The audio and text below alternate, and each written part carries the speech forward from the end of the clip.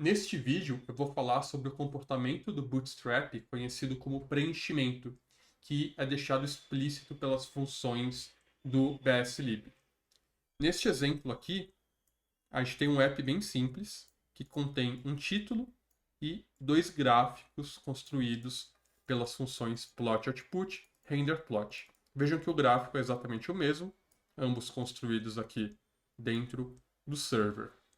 Se a gente roda esse aplicativo, a gente tem esse app com os dois gráficos ocupando a altura que eles deveriam ocupar, que é de 400 pixels. Se a gente olhar aqui, vejam que vai aparecer aqui em cima, na frente do título, uma tagzinha com o comprimento do gráfico e a altura de 400 pixels, que é o padrão criado pelas funções plot, output aqui na minha UI.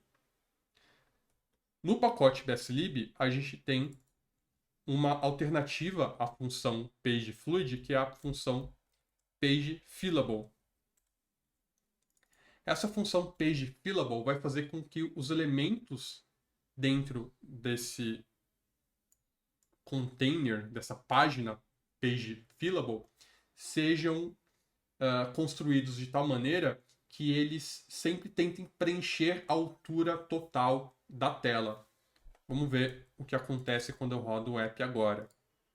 Então vejam que, primeiro, uma diferença entre a pageFluid e a pageFillable é que ele cria aqui uma margem entre o primeiro elemento e o começo da tela.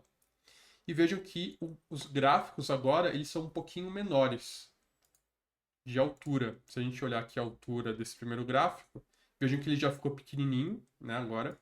Mas vamos deixar a altura da tela total, né, que seria a altura total aqui da minha tela no navegador. Vejam que agora ele tem menos de 400 pixels, ele tem 357, e conforme eu vou diminuindo, igual aconteceu agora há pouco, a altura desses gráficos vai diminuindo também. Então, a característica fundamental da página Fillable é fazer com que os elementos ocupem a altura total dessa página. E se essa altura é menor ou maior, vai fazer com que os elementos eles se encolham ou se estiquem para que toda a altura da página seja preenchida. Vejam que aqui, se eu voltar para Page Fluid e rodar novamente, quando eu diminuo a altura da tela, nada acontece. Então, eles não têm esse comportamento de preenchimento da tela. O que vai acontecer é que vai surgir uma barra de rolagem vertical e os gráficos continuam com a mesma altura.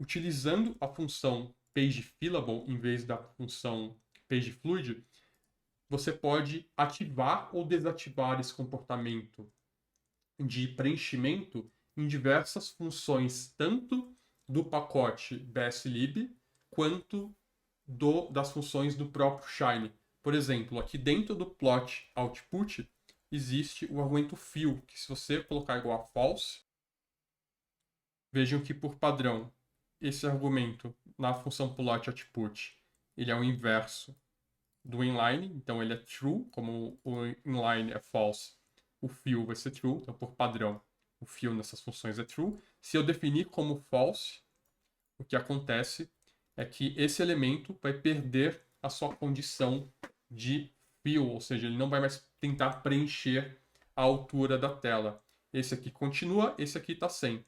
Então, se eu diminuo a tela, esse elemento vai ficar se encolhendo para preencher a tela, né, para que a tela toda seja preenchida, sendo que esse aqui não altera mais o seu tamanho. Então, se eu diminuo a tela, o único que vai alterar seu tamanho é esse daqui, ele vai diminuindo, e conforme eu aumento a tela, ele vai também crescendo para sempre ter a tela toda preenchida. Então, essa é uma característica importante dentro do BSLib, porque a maioria dos elementos vai ter essa característica fillable, que vai permitir que os elementos dentro dela se estiquem ou se comprimam para que eles ocupem a altura total que eles têm disponível, ou essa característica fill, que vai ligar ou desligar em um elemento essa característica de se esticar ou comprimir.